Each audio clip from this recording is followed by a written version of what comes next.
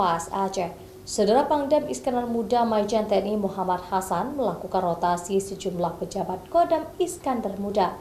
Rotasi pejabat di jajaran Kodam Iskandar Muda dilakukan sebagai bagian dari penyekaran untuk peningkatan kinerja dan pembinaan karir bagi pejabat lama yang bertugas di tempat yang lebih tinggi. Rotasi sejumlah pejabat Kodam Iskandar Muda tersebut ditandai dengan serah terima jabatan yang berlangsung secara terbuka di lapangan Blang Padang, Banda Aceh. Mereka adalah Letnan Kolonel Infantri Taufik Rizal, menjabat sebagai Komandan Brigif 25 Siwah yang baru. Kainfolah Tadam Iskandar Muda dijabat oleh Letnan Kolonel Infantri Bambang Irawanto, Kasetumdam Iskandar Muda dijabat oleh Letnan Kolonel Infantri Ahmad Fauzi, dan Komandan Yunarmet 17 KRC saat ini dipercayakan kepada Letnan Kolonel Arm Komarus Zaman.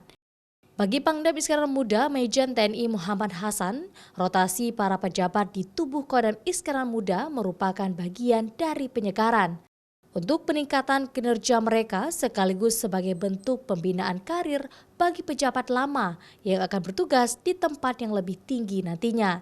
Sehingga rotasi yang dilakukan adalah hal biasa di tubuh TNI.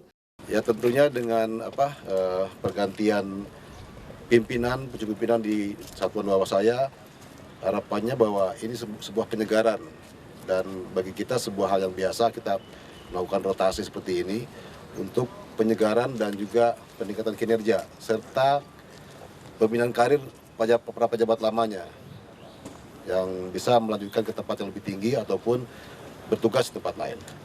Pangdam juga berpesan bahwa tantangan tugas ini ke depan akan semakin kompleks, sehingga Kodam Iskandar Muda bersama seluruh jajarannya harus meningkatkan pembinaan satuan secara terarah, terukur, dan berkesinambungan dan mewujudkan satuan jajaran Kodam Iskandar Muda menjadi lebih baik.